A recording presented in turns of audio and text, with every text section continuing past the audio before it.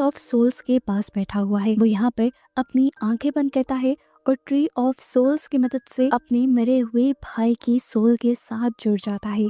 ये दोनों भाई मिलकर यहाँ पर खेलने लग जाते हैं और अचानक से लुआक के भाई को एहसास होता है कि वो असल दुनिया में नहीं खेल रहा। लुआक को जब एहसास होता है कि उसके भाई को सच्चाई पता चल गई तो वो उसे कहता है कि ये सब मेरी गलती है, मैं स्पाइडर को बचाते बचाते तुम्हें बचा ना पाया। ये बात सुनकर लुआक का भाई उदास हो जाता है, लेकिन फिर अपने भाई से कहता है कि तुम्हें उदास नहीं होना चाहिए, स्पाइडर को बचाकर तुमने ज्यादा अच्छा काम किया है। हम तो ट्री ऑफ सोल्स की मदद से मिल सकते हैं, बात कर सकते हैं, मगर स्पाइडर इंसान है, अगर वो मर जाता तो तुम उससे कभी बात ना कर पाते। यहाँ पर हमें एहसास होता है कि अवतार की ये जो दुनिया है पेंडोरा, इस दुनिया के अंदर हर चीज आपस में बहुत ज्यादा कनेक्टेड है।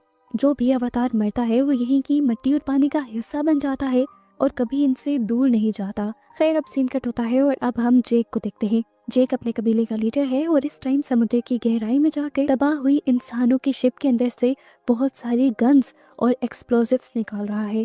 जेक को पता है कि दुश्मन दोबारा हमला जरूर करेंगे और इनके पास जो हथियार हैं वो इतने एडवांस नहीं जो इंसानों जैसे चालाक क्रिएचर्स का भी मुकाबला कर सके।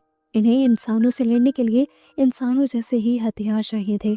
ये हथियार लेकर जैसे ही वो कबीले में वापस आता है तो कबीले के लोग उस पर नाराज हो जाते हैं। कबीले के लोगों को लगता है कि ये हथियार बस अवतार को ही नुकसान पहुंचा सकते हैं। तब नेत्री कबीले के लोगों को समझाती है कि नहीं, ये हथियार हमारे कबीले की हिफाजत भी कर सकते हैं और हमारे लोगों को जंग के लिए तैयार भी कर सकते हैं। नेत्री अब इन्हीं एक्सप्लोजिव्स का इस्तेमाल करते हुए अपने कुछ नए तीर बनाते हैं, यानी इंसानों से भी एडवांस हथियार बना लेते हैं। दूसरी तरफ अब हम इंसानी बेस पर माइल्स को देखते हैं जो एक नया प्लान बना रहा है। वो चाहता है कि अवतार की दुनिया यानी पेंडोरा के ऐसे इलाकों की तरफ जाया जाए जहाँ पर अभी तक ये लोग नहीं गए और वहाँ पर फायर क्लैन के लोग रहते हैं। माइल्स को लगता है कि फायर क्लैन से दोस्ती कर वो लोग जेक के पूरी फैमिली को जल्द ही मार सकते हैं और जल्द ही जेक के क्लैन पर अपना कब्जा भी बना सकते हैं। दिखाया जाता है कि इंसानी फौजी सैटेलाइट्स की मदद से स्पाइडर को ढूंढने की कोशिश कर रहे हैं जेक के क्लैन में।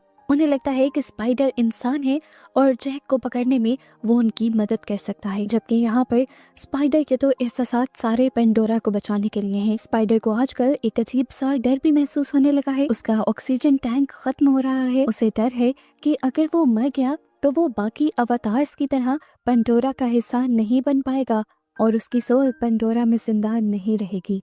इसी दौरान हमें दिखाया जाता है कि बड़े बड़े एयर बैलून्स के अंदर एयर क्लैन के लोग यहाँ पर आते हैं।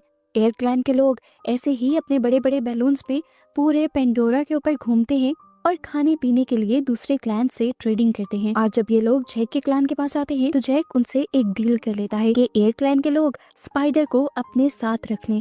यहाँ पर रहते हुए स्पाइडर को सांस लेने में काफी मुश्किल रहती थी, पर एयर क्लैन के साथ जब वो हवा में रहेगा तो उसके जिंदा रहने के चांसेस बढ़ जाएंगे। हालांकि स्पाइडर इस फैसले से खुश नहीं था, पर वो कुछ कर भी नहीं सकता था।